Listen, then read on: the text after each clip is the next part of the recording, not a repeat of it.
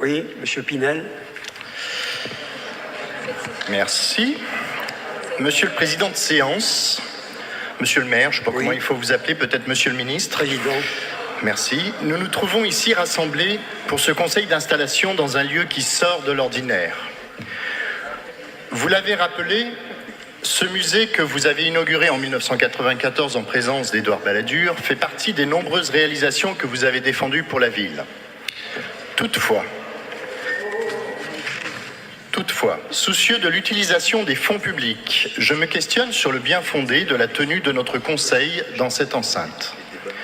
Je doute que l'unique objet soit de vous rendre hommage en vous permettant de présider à nouveau le conseil municipal dans un bâtiment qui fait partie de l'héritage Carignan. Aussi mes questions. Quel est le coût de cette délocalisation en cet endroit majestueux ? Un calcul du coût qui doit prendre en compte, entre guillemets, la fermeture technique indiquée sur les portes closes du musée au public. Par ailleurs, nous sommes convoqués le 24 juillet prochain à un conseil municipal dans la salle du conseil de la métro. Pourquoi cela n'est-il pas le cas aujourd'hui ?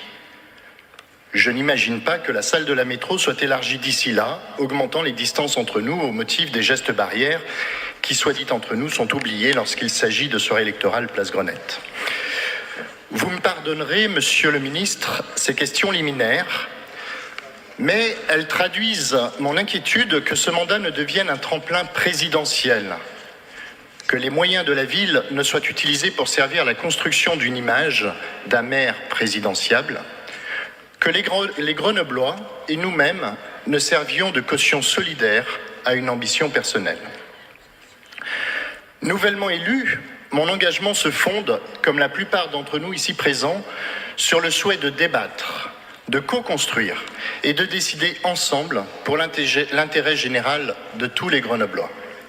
Je souhaite ardemment que ce mandat soit un mandat de vérité et non une parodie de faux-semblants.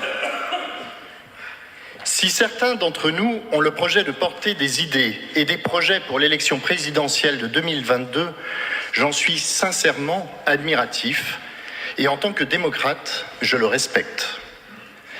Mais en tant que citoyen grenoblois, je souhaite avoir le choix de participer ou de ne pas participer à cette campagne électorale nationale. Et j'espère que le contribuable grenoblois n'aura pas à en pâtir. Merci. Merci, M. Pinel. J'ai posé cette question moi-même dès le début de la semaine sur le coût de cette opération et les raisons pour lesquelles nous étions là. Je n'ai pas obtenu de réponse.